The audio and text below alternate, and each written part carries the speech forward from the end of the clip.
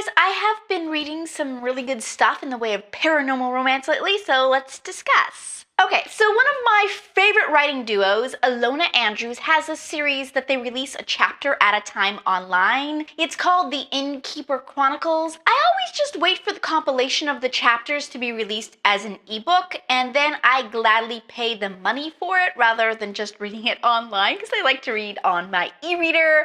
Book 2 just came out, Sweep in Peace. Dina is an innkeeper for aliens, essentially, and her inn is magic. It needs guests to thrive. In a desperate bid to get some, she agrees to host a peace summit between 3 warring species.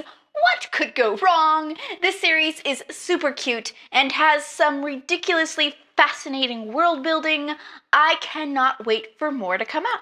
I also read the most recent Kate Daniels book by Ilona Andrews that came out earlier this year, Magic Shift. I won't tell you anything about the plot, as if you haven't read the first books, it could be considered a spoiler just to talk about the plot at all. But needless to say, this is one of the most brilliant urban fantasy series. Read it. Just one complaint on this book, and it's the same complaint I have with each of these books. It's so go, go, go, go, go every second. I feel like you need a few slower paced, more introspective scenes just to balance things out. At one point, I felt like in this book we were going to get to that, and then it just fizzled out immediately. I don't even know why they even introduced the concept if they weren't going to follow through.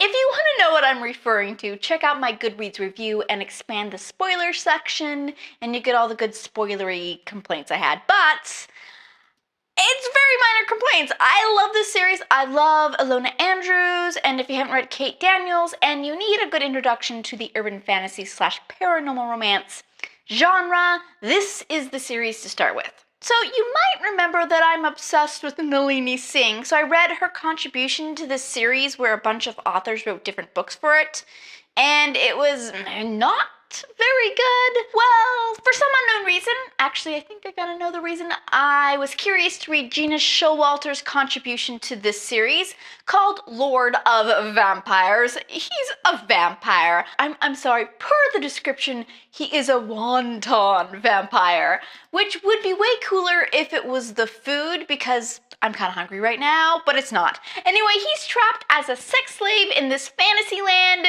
and he summons this human woman from Earth to save him. This was really, really, really bad. Really, really bad. All I'm going to say about it.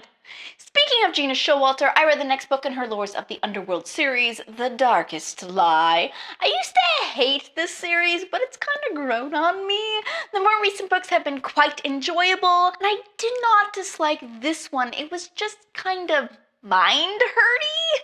Our main character is possessed by the demon of lies, so he has to lie all the time. He writhes in horrible pain if he tells the truth. So in your head while you read, you have to translate all his lies into the opposite to get what he's really trying to say, so it's all in opposite speak.